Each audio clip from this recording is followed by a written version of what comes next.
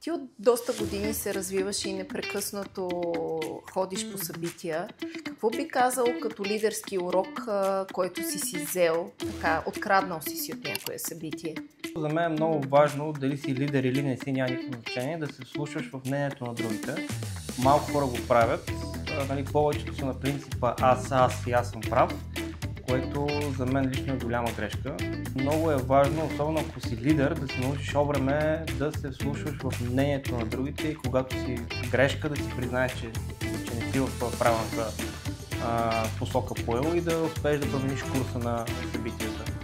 А според теб лидер се раждаш или лидер се изграждаш? Имаш заложбите, които трябва да ги доизградиш. Защото дори да си роден лидер, ти трябва да се приспособяваш и надграждаш постоянно. Така че бих казал 50 на 50. Добре дошли в поредния епизод на влог по случай Лидерски форум 2025. Тук съм с Андриан Борисов, който е част от организационния екип на форума, както на Лидерски форум 2025, така и на Деня на жената предприемач 2025. Добре дошъл. Добре заварила да си. Имам няколко въпроса към теб по отношение на това, че ти си част от Sales Club. Какво е това нещо, което пренесе като умения в организацията на Лидерски форум 2025? Негативизъм ми в кръга на шегата. Самата мотивация може би е нещо, което попренесох, което за момента не е изпъкнала толкова много, тъй като чакаме, както знаеш много добре, да премине този летен период, за да може да се развихриме. И къде на шега, къде не, и самия ми негативизъм, защото аз съм от хората, които са малко по-черногледи, за разлика от вас, останалите в екипа, но винаги трябва да има един такъв, който да е по-черноглед. Да те вкара в правия, да ти каже, аз се приземима. Може би тези две неща, като първото, първа трябва да изпъква живот и здраве от септември и да набира сила преди началото на самия форум. Ти от доста години се развиваш и непрекъснато ходиш по събития. Какво би казал като лидерски урок, който си взел, така, откраднал си от някое събитие?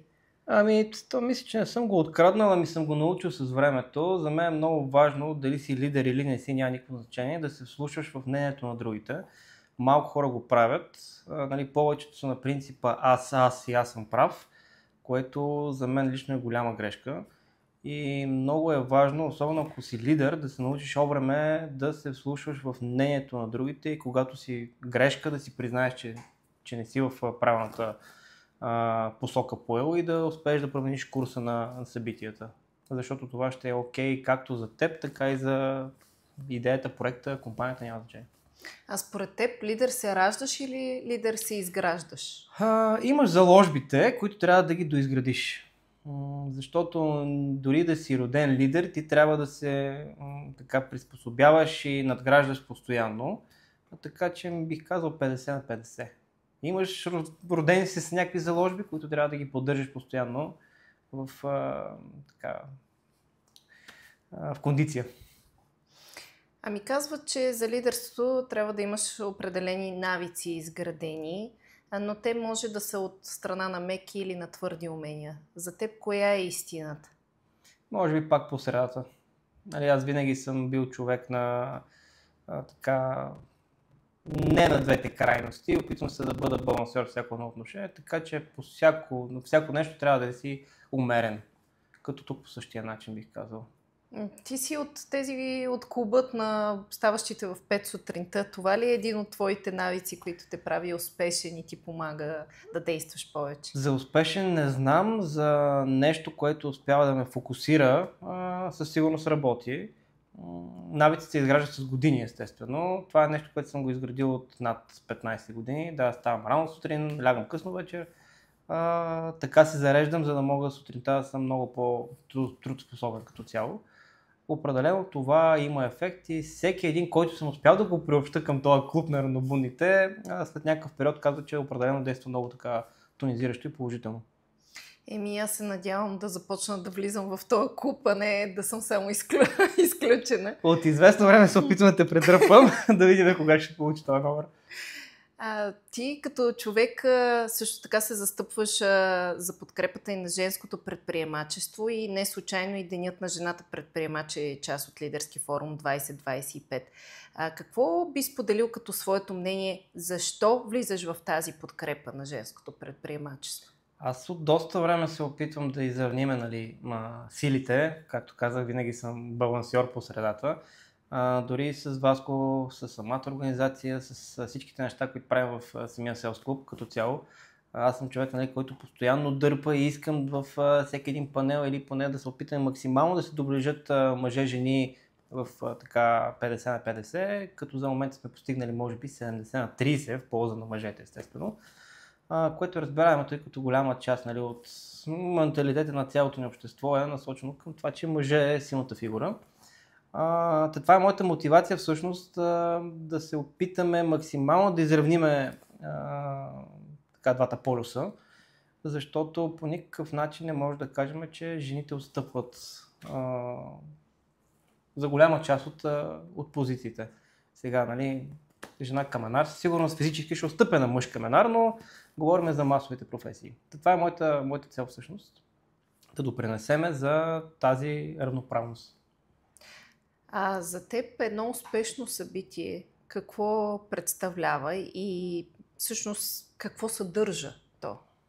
Успешното събитие е всеки един, който е дошъл да си тръгне с нещо ново. Защото на пазара се изродиха всякакви ивенти, които са през ден, през два, които нямат никаква стойност и никакъв смисъл. Аз много внимавам къде ще ходя и къде ще се включа под някаква форма за организация. Точно поради тази причина. За мен като посетител и като организатор е важно да мога да си оправдая времето, което съм отделил за въпросния ивент. Аз ако не мога да науча нещо, да направя контакт с дадена персона там и да взема някаква полза от цялото нещо, за мен това е загубено време. Какво е посланието тогава, което искаш да си вземат хората, които ще дойдат като посетители на събитието? Какво е твоето желание те да си вземат? По-скоро моето желание е те да направят една крачка, тя е да създават контакти. Защото по принцип идеята на ходенето някъде е да се срещаш с хора, които не познаваш или поне не виждаш толкова често. И голяма част, всъщност големия проблем е на хората, които не го осъзнават. Аз ходих някъде, но то не ми беше интересно и не научих нищо. Ти влизаш в една зала, стоиш на един стол и не правиш нищо по темата. Това също съм го забелязал с изложители, които сме имали. Плащат ти за някакъв щанд и стоят на щанда по този начин всъщност и гледат лошо. Няма да дойде ясно този щанд, ако ме посрещаш по този начин. Всъщност, без значение какъв е профил на дадения потребител, ти трябва да бъдеш активен по време на целия ден, на целия ивент. Тоест, запознаваш се, говориш, активен си, за да може всъщност да си тръгнеш с едно тесте от контакти, които не се знае в какъв момент и ще можеш да ги оползотвориш.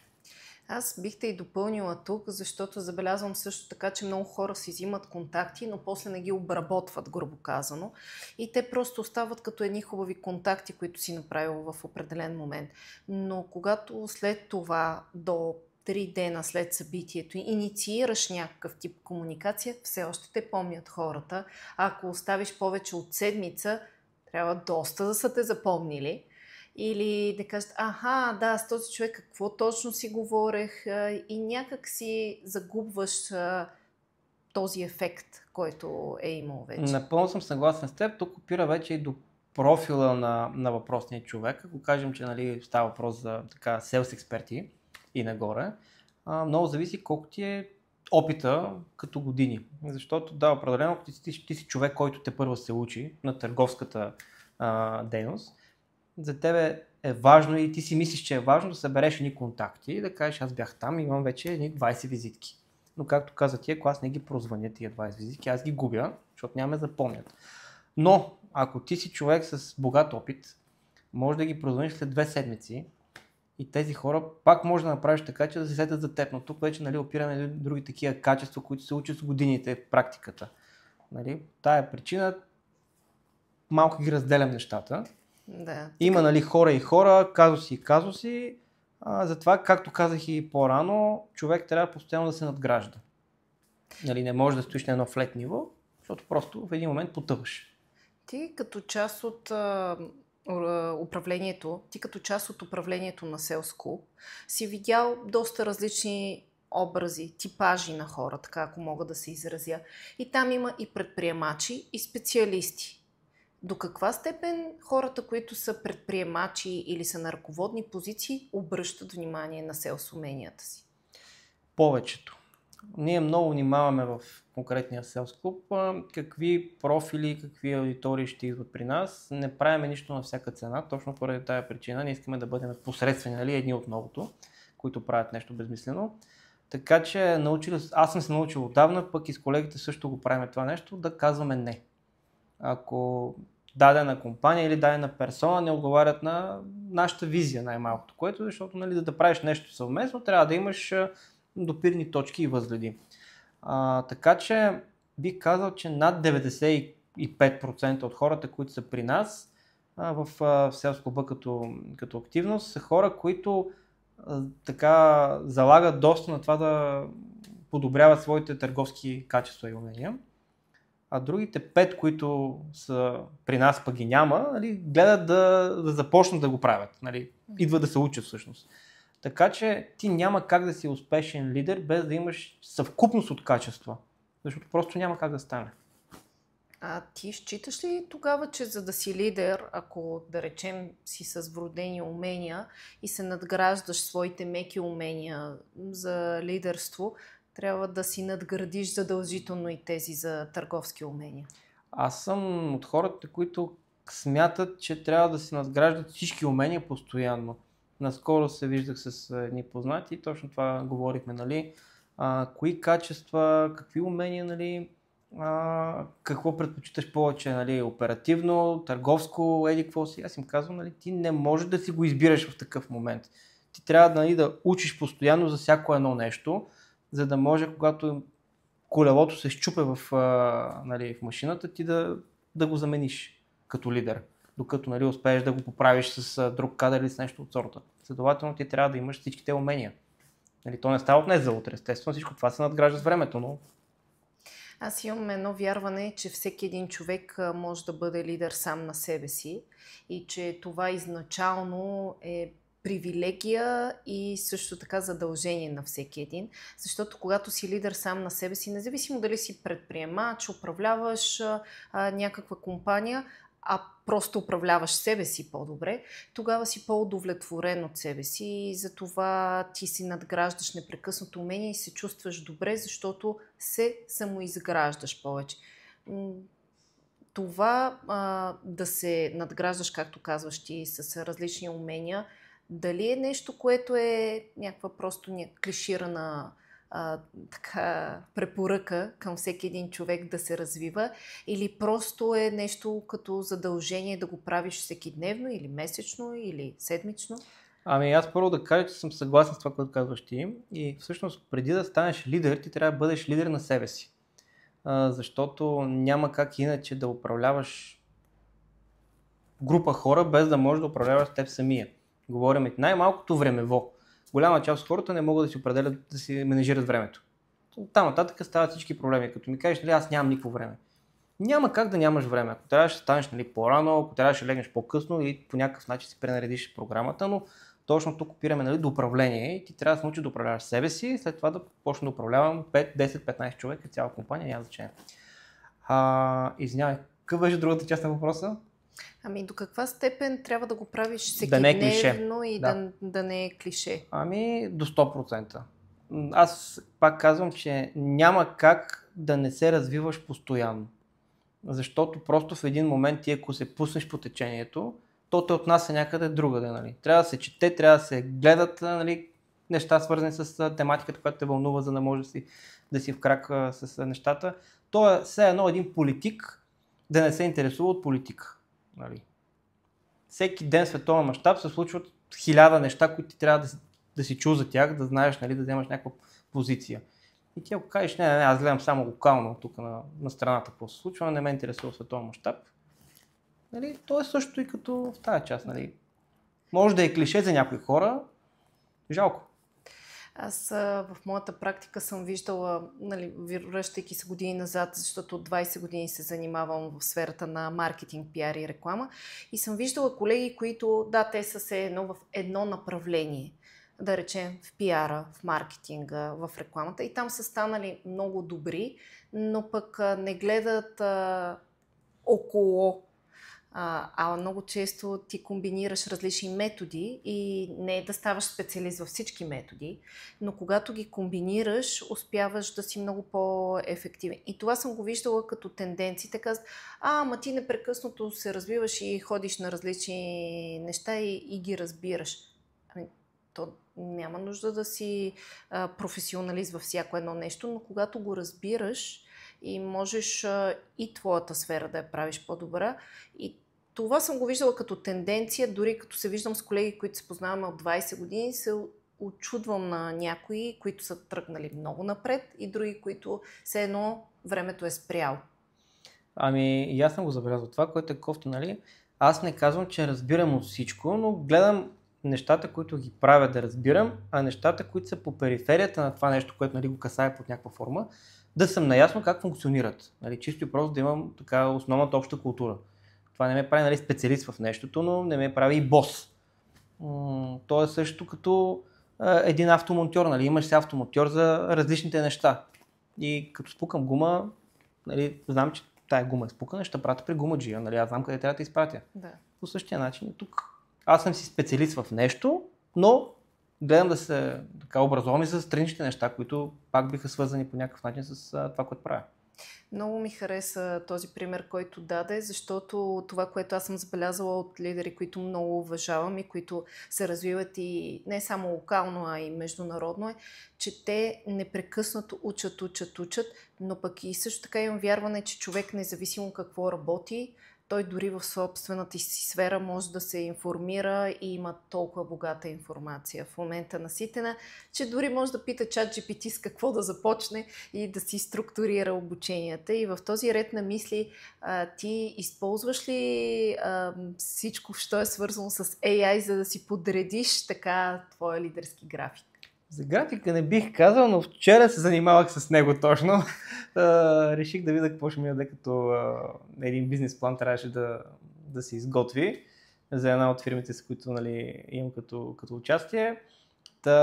Бях си изкълъпил нещо аз, реших да ми направи нещо и той, да видя всъщност кой от двата модела ще е по-устойчив. Направи ми го, но още не съм го разчел. Тоест днес ще съм си планирал да ги сравнявам кой е по-окей от двата и откъде мога да наслагвам. Имаш ли някоя любима книга? Не. Аз чета много. А като казвам много, но винаги съм бил на принципа, че няма как да имаш любима книга.